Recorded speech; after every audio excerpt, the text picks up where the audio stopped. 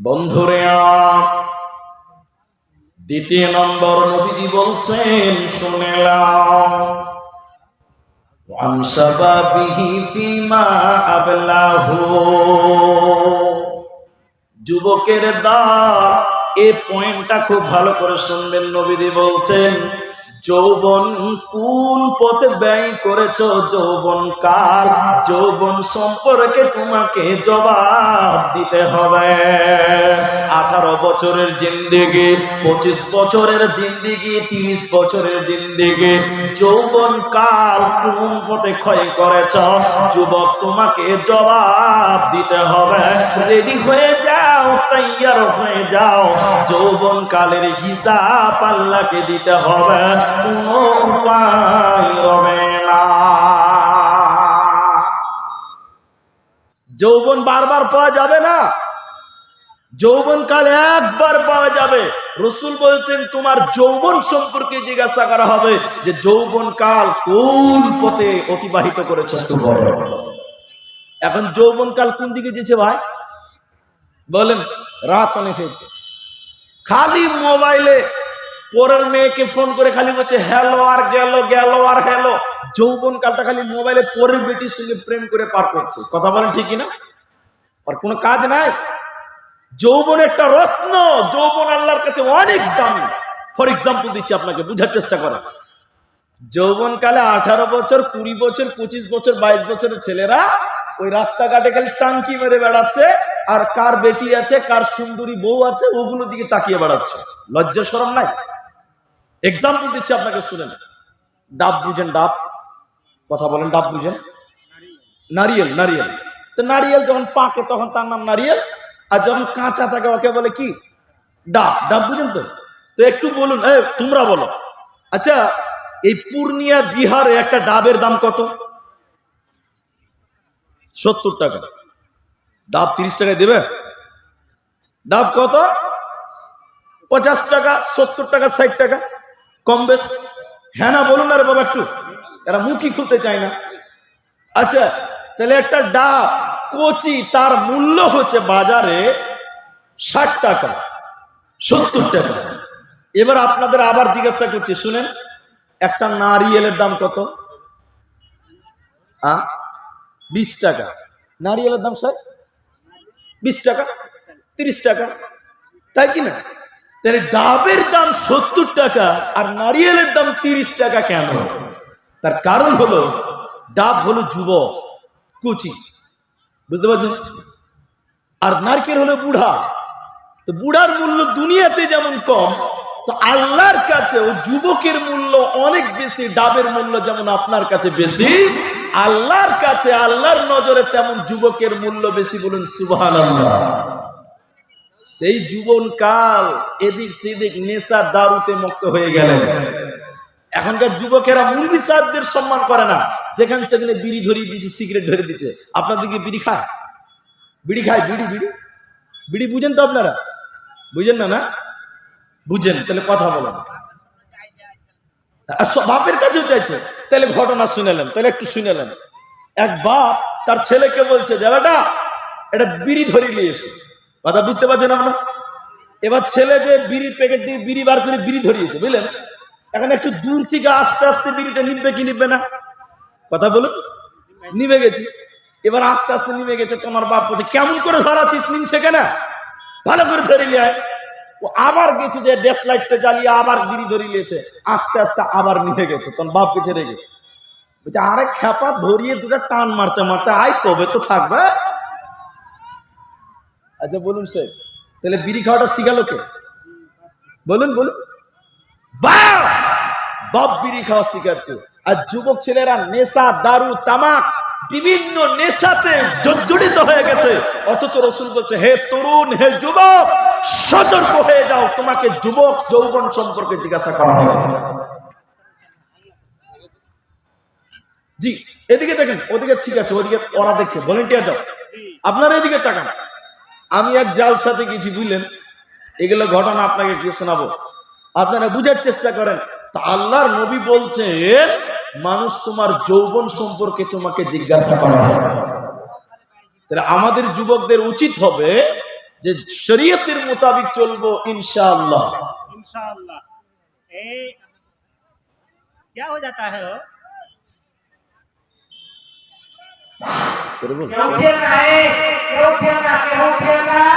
जिम्मेदार যারা আছে ওরা যে ডিউটি করছে, যারা জিম্মেদার আছে যাদের জিম্মেদারি দেওয়া আছে ওরা যে ডিউটি করছে মাশাআল্লাহ ইনশাআল্লাহ করতে থাকবে শেষ পর্যন্ত। জি বসুন বসুন, রাত অনেক হয়েছে, সময়টা নষ্ট করব না।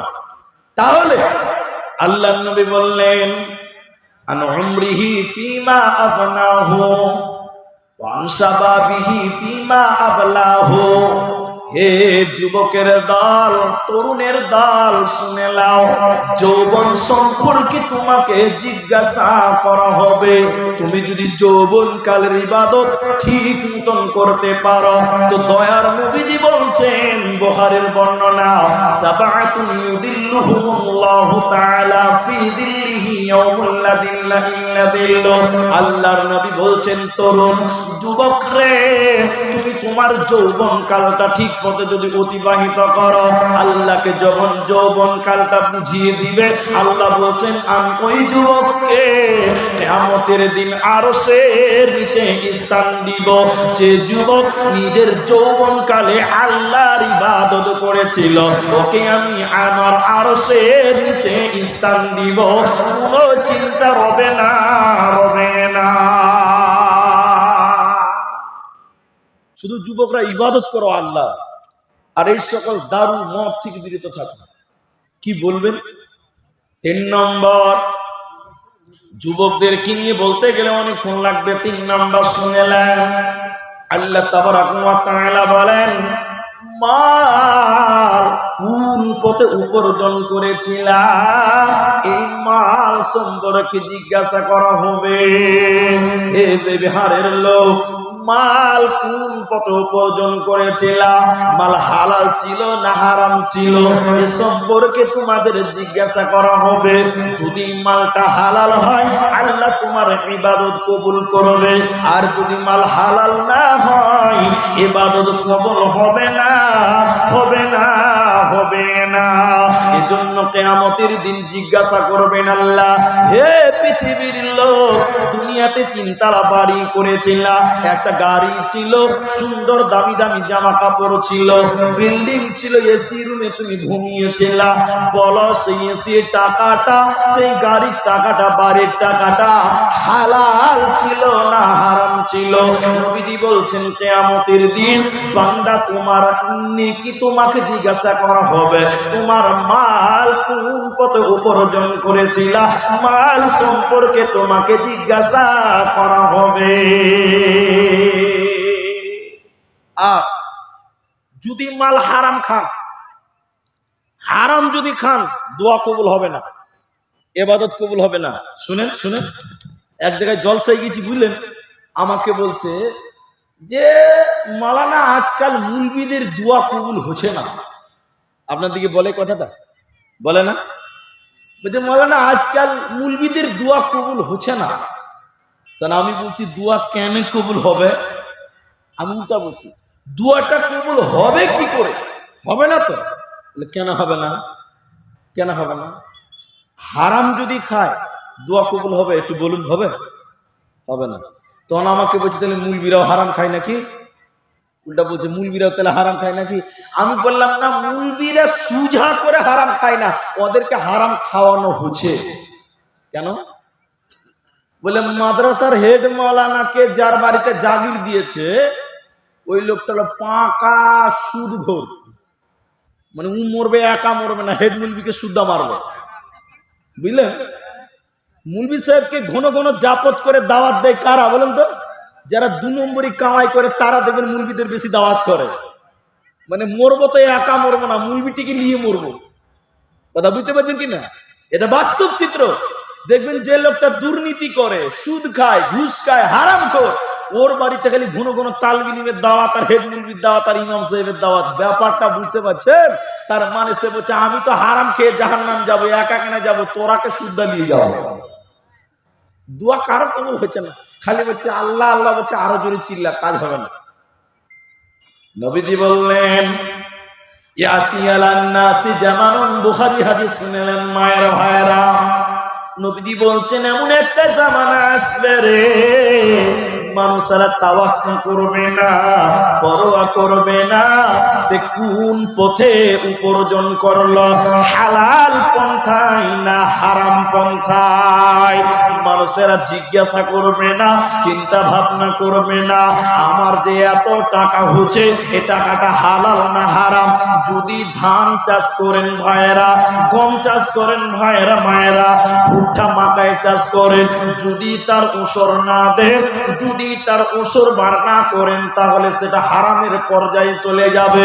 আপনি মালদার হয়েছেন, কোটি টাকার মালিক, কিন্তু যাকাত দেন না, মালগুলো হারামের পণ্ডিত হয়ে যাবে। অতএব শুনে নাও, মালকে পাক রাখতে হবে, পবিত্র রাখতে হবে, আর ইনকাম করতে হবে হালাল, হারাম ইনকাম করা যাবে না। এই জন্য নবীজি বলছেন এমন একটা জামানা আসবে রে, মানুষেরা তাওয়াক্কা করবে না। ইয়াতি আলান নাসি জামানুন, এমন একটা জামানা আসবে মানুষেরা কেউ চিন্তা করবে না আমার টাকা হালাল না হারাম, এটা পরোয়া করবে না। এটা বিদেশের লোক মক্কাতে চলে এসেছে, বিদেশ থেকে একটা লোক কাবার সামনে এসে হাত তুলে দোয়া করেছে, এটা হাদিস। কাবার সামনে হাত তুলে দোয়া করছেন, নবীজি বলছেন কি করে এই লোকের দোয়া কবুল হতে পারে?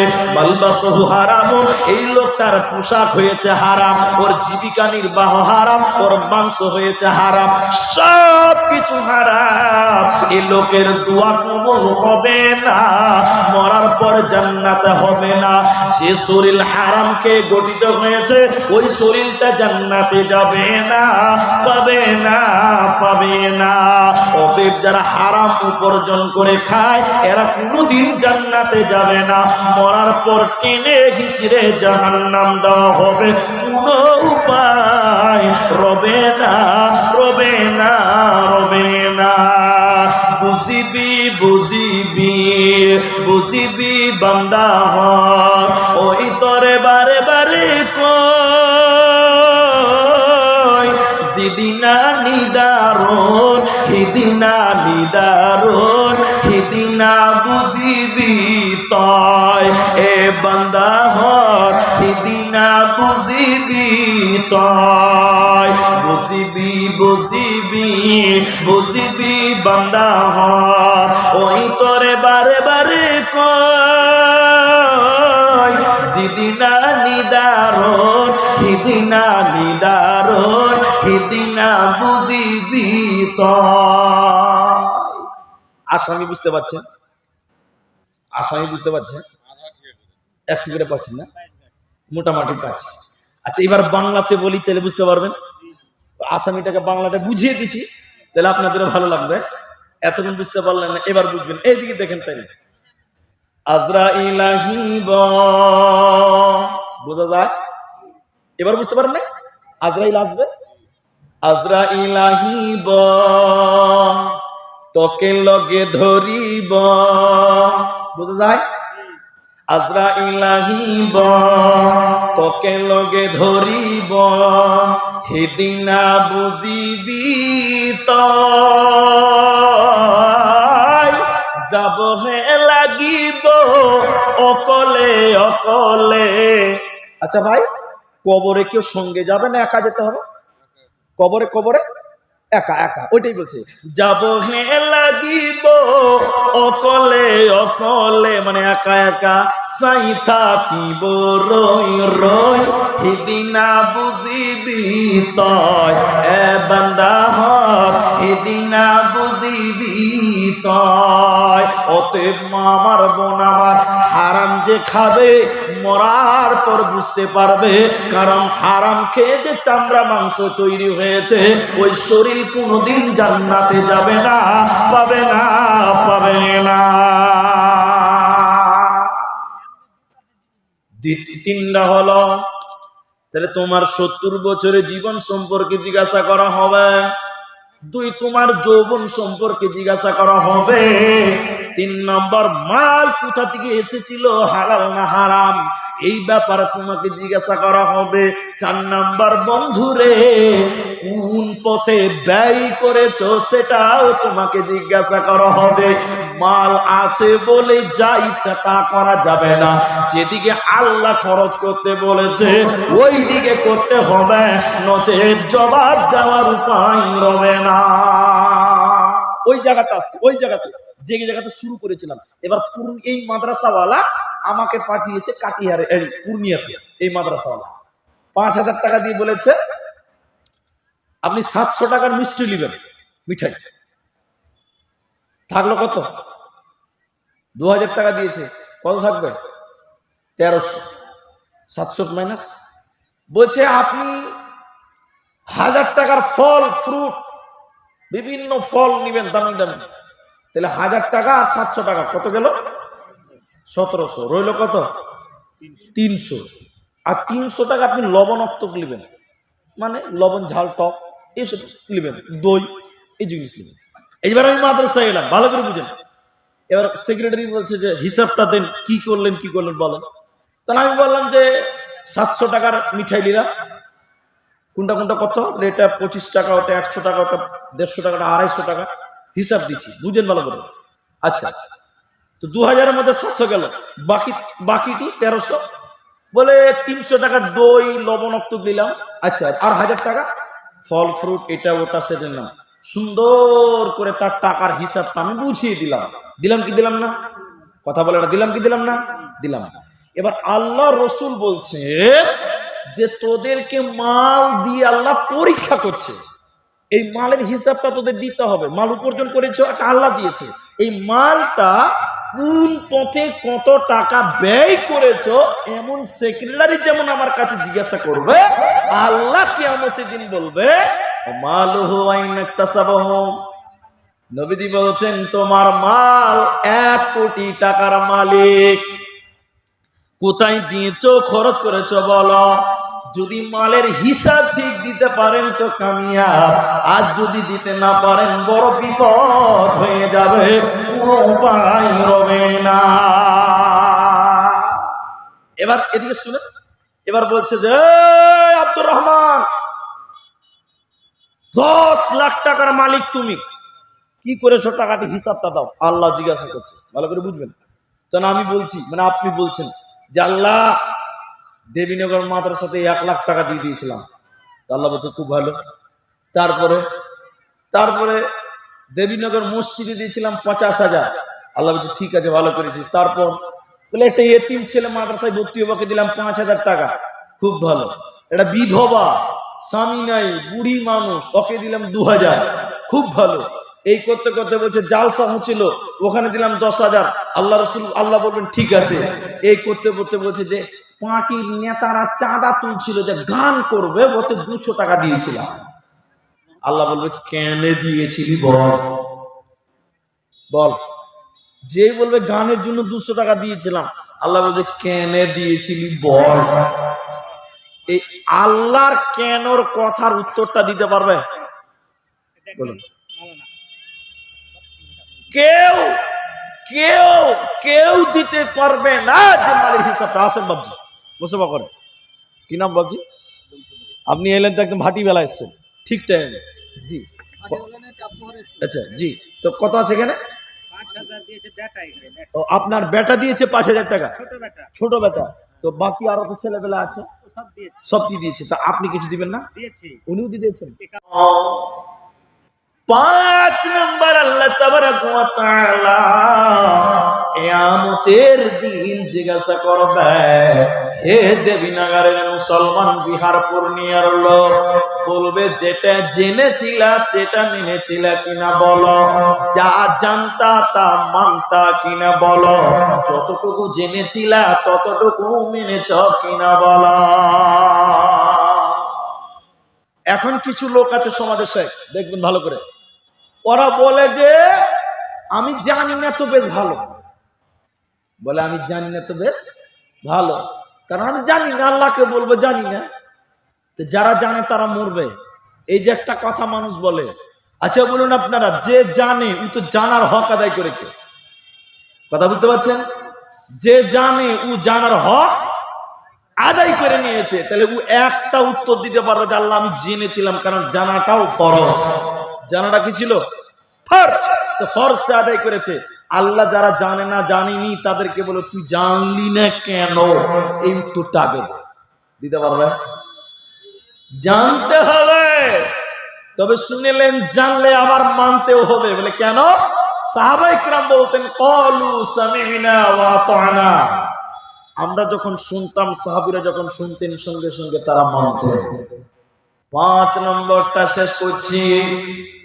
নবীজি বললেন শুনে নাও, 5 নম্বর প্রশ্ন হলো, যেটা জেনেছিলা, যে জ্ঞান অর্জন করেছিলা, সেটুকু মেনেছিলা কিনা তুমি বলো। যদি জেনে শুনে না মানো, এর বিচার তো হবেই হবে। কিন্তু না জানলে, এই না জানার কারণেও তোমার ডাবল শাস্তি হবে, কোনো উপায় রবে না। তাহলে তোমার জীবনটা কোন পথে ব্যয় করেছো, এটার প্রশ্ন তোমার উত্তর দিতে হবে। 2 নম্বর, যৌবন কাল কোন পথে ক্ষয়েছ, সেটার উত্তর তোমাকে দিতে হবে। আর 3 নম্বর, বিশ্বনবী বলছেন শুনে নাও, তুমি কোন পথে মাল উপার্জন করেছিলা, সেটার জবাব দাও। 4 নম্বর, কোন পথে ব্যয় করেছিলা, সেটার জবাব দাও। আর 5 নম্বর, যা জেনেছিলা তা মেনেছিলা কিনা তুমি বলো। এজন্য একজন বলছে তোমাকে জানতেই হবে, জানতেই হবে, আর জানার সঙ্গে সঙ্গে মানতে হবে। কোনো উপায় নচেতে রবে না, রবে না, রবে না। যদি কোরআন হাদিস না মানি জীবনে,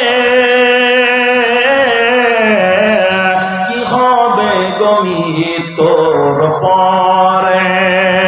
যদি কোরআন হাদিস না মানি জীবনে, কি হবে গমি তোর পরে। 4 মাযহাবকে ফরজ নেছি, 1 মাযহাবের আমল করেছি। কোরআন হাদিসের দিকে দেখিনি তো ফিরে, কি হবে গমি তোর পরে, কি হবে গোমদের তরে। যদি কোরআন হাদিস না মানি জীবনে, কি হবে গমি তোর পরে, কি হবে গোমদের জীবনে, কি হবে গো এদের তরে। যাক, আমি আপনাদের দিনী ভাই, আপনারা যতজন আছেন, এরপরে চতুর্বিধি আসবেন, আবুল কালাম আপনাদের সামনে আসবেন। তার আগে শুধু একটা কথা বলছি, জানলে মানতে হয়। আমরা যেটি শুনলাম, अरे मैकमैन वाला कौन है भाई? देख लीजिए, बॉक्स बंद हो गया, नहीं है, देखिए ना हो। बॉक्स बंद हो गया। তো যেটা শুনলাম সেটা আমরা সবাই মানবো, বলুন ইনশাআল্লাহ। একটু ইনশাআল্লাহ বলুন। যুবকদের একটা ওসিয়ত করে আমি আমার মাদ্রাসার দিকে একটু তাকাবো। যুবকদের বলছি, এই যুবক ভাই, এই যুবক ভাই, আমার জীবনে নামাজ ছাড়বে না, বলুন ইনশাআল্লাহ। ইনশাআল্লাহ বলো। দ্বিতীয়